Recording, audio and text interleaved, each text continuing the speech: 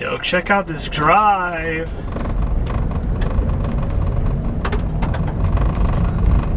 So this is the dirt road you take to the Willow. Got some saguaros, some mountains. Look at that.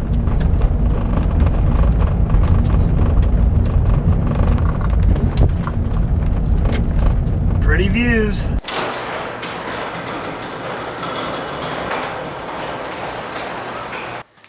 What's up, everybody? Today I want to go over kind of why I started the wedding venue. Yeah, but first, obviously, we're just kind of moving all of the stuff we got for furniture-wise inside the garage. So this is the garage of the Airbnb / wedding event space. And it's a pretty cool space. I think we might convert this maybe down the road into something as a little safe spot in case it rains. A lot of options. Anyways, we got all this stuff used, guys. It saves you money getting everything used, going OfferUp, Craigslist, garage sales, and it'll just save you a ton of money. We got some wicker chairs here. We got some wicker chairs there, because like I said, we're going for more of a boho theme. We got some rustic dining room chairs, and we got a dining room table, nice and wood. And we got a sleeper sofa. It's a brown leather one for the guys' room. And we got a sofa back here for the living room. It's very nice and bohemian and modern. And then we got a refrigerator. Got a nice little coffee table on there. 100% wood, that thing is heavy. And then we got a washer and dryer right over there. So we got all this for a grand total of $1,000. Like, if you were gonna buy all this news, you'd be well in the 5,000, 6,000 range already. So it's important when you guys are starting for the very first time to do an Airbnb or a wedding venue or an event space for that matter. You don't need the new fancy stuff. You just need some used stuff with a little bit of maintenance and TLC, and you'll make your house look amazing. So my wife's kind of in charge of all the decorating. So she pretty much said, go get these, and I went to go get them. So yeah, it's coming along. We have a lot more to go. We got a lot of different lights, different decor. We got to get a queen bed and mattress. So there's a bunch of stuff we still need to get, but everything we got here, $1,000. So I'm pretty happy about that. And this is the garage space. This is something you can have your wedding in case it rains. We can kind of fix it up a little bit maybe. I don't know, we might do a tent too. So as of right now, it's storage. We know that for sure. Also, right next to the garage is the horse corral I was talking about. So let's just go over here. So you're able to bring your horses here. You're able to bring whatever animals you want to have in a horse corral. And I think we can fit about, a buddy of mine that does horses says we can fit about 10 in here comfortably. And they can walk around. We're gonna be making a roof shaded structure for them right here, so they can have different stalls to go in and eat their hay and water and drink their water. And yeah, this is really cool because I think, like you saw from the aerials from previous videos, you can ride your horses for days out here. It just keeps going on forever and ever. So this is going to be very attractive for people who want to bring their horses. And it's definitely a selling point when it comes for Airbnb purposes. Because like I said, this house is an Airbnb first. And then if you want to host your wedding or event space, you can do that. All right, guys. So the main part of this video, I just want to tell you kind of why we as a family decided to start this wedding venue. For me specifically, it just gives me a long-term goal. It gives me a long-term plan because I can't be a wedding videographer. I can't be a videographer forever. I mean, I guess I can, but no one's gonna wanna hire a 40, 50-year-old videographer. At least I wouldn't. Some brides might want to, but that's just not me. So this is something for me and my family specifically to really just grow in and really just try to build. And we have so many different goals to like build this wedding venue. We want to have multiple spaces, multiple venues on one property, and there's just a lot that we can do. And I am all about chasing like goals and numbers and all that type of stuff. So for me personally, there's so many goals to achieve in this business that it's going to continue to be exciting for me and my mindset, because I'm always like, what's next? And I think this is something that allows me to keep saying what's next, but stick with the whole business in general. I kind of want to be content at this point in my life and be just focused on one thing. And I think this wedding venue and event space will allow me to do that. So, and I know for my family, my parents are getting older and they kind of want to have like a 10-year plan to kind of just be in here, raise it up, and they want to just kind of retire. So my dad's currently working in a 9-to-5 job, and I know he wants to get out, and my mom's currently working a 9-to-5 job, and I know she kind of wants to be done.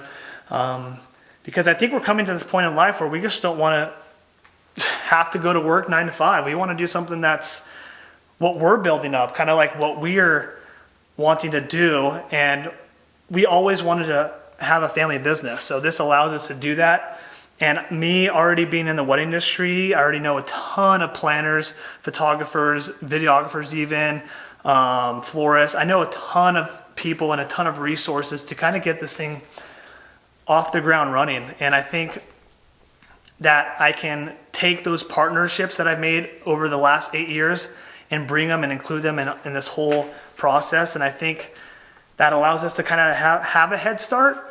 Because let me tell you, like, starting a wedding venue is hard. Like, unless you're rich or unless you inherit something, I feel like starting from the ground up from a wedding venue is like, it's hard. Like I said, we've been here for 5 years going through this whole process, creating 50-page business plans to submitting applications to get a special use permit. Like, it's no joke. And I wanted something that's unique. So obviously I could have went downtown and get a commercial warehouse, or at least the building for $6,000 to $7,000 a month, if that.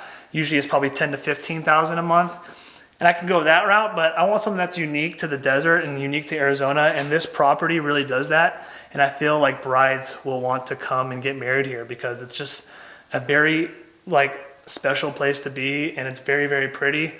There's saguaros and mountains all over the place, and I just feel like every bride that comes here will have a great celebration. And I feel like that as a family, like, that's something that's so rewarding to us, is having a bride always remember where she got married for the rest of her life. And I think it's just such a special day, and being known, and that's kind of like a legacy we want to leave, being known for giving them that day and making them like relive that day over and over again is something that is so special and endearing to us as a family. So that's one reason why, that's another reason why we started this wedding venue. And like I said, I'm so in love with love stories. I've said this multiple times on my channel, and I just love telling a couple's love story. And if I can just create a dream wedding venue that's catered to not only the brides, but also to vendors, photographers, videographers, this is a place like I want people to enjoy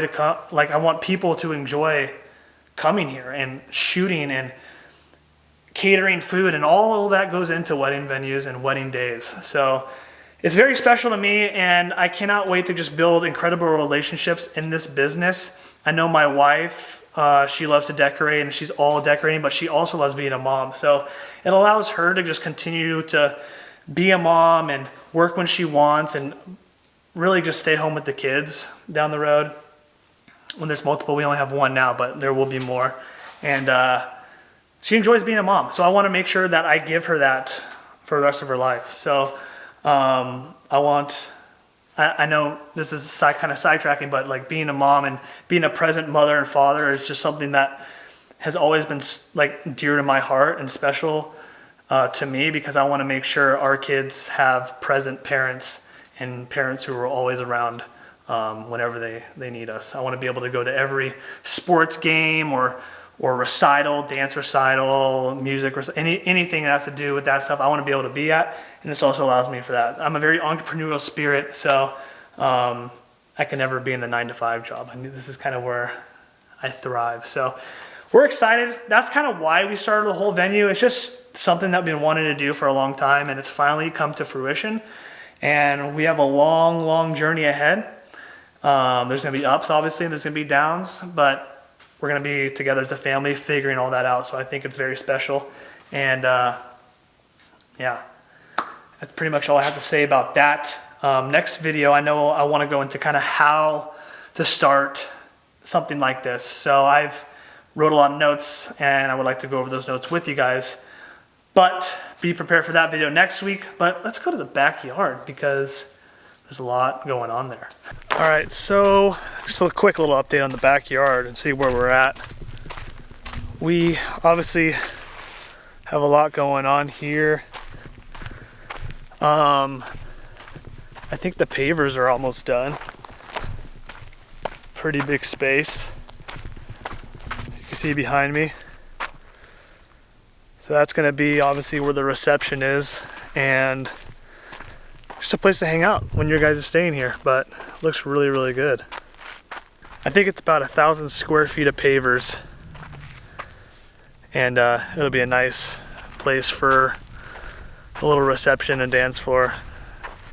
I think the bride will be back there by the wall, and then we'll be putting tables around, and then in the middle there'll be a little dance floor. What else do we got? We got all of our rock right there. There's our riprap. So there's a lot of dirt, as you can see. They have to completely level this backyard, and it takes so much dirt. I think it's taking like 30 or 40 tons of dirt just to get everything level, which is crazy. But yeah, the back wall is stuccoed now. We're gonna paint that when we paint the house. This area back here is a little cleared out. We got our ocotillos over there getting ready to be planted.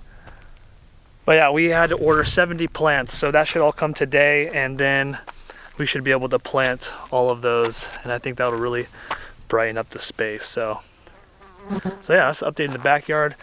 Right now the indoors are getting demoed, so I will update you on that throughout the week as well. But that'll do it. Other than that, things are coming along. So stay tuned for the next video as I update you guys on more of this stuff. And also, I want to tell you how to start a wedding venue or how to start Airbnb. A lot of you have been asking, so I want to make sure I answer those questions. So I plan on doing that for you guys in the next video. So stay tuned for that. Until then, we'll see you guys in the next one. Peace out.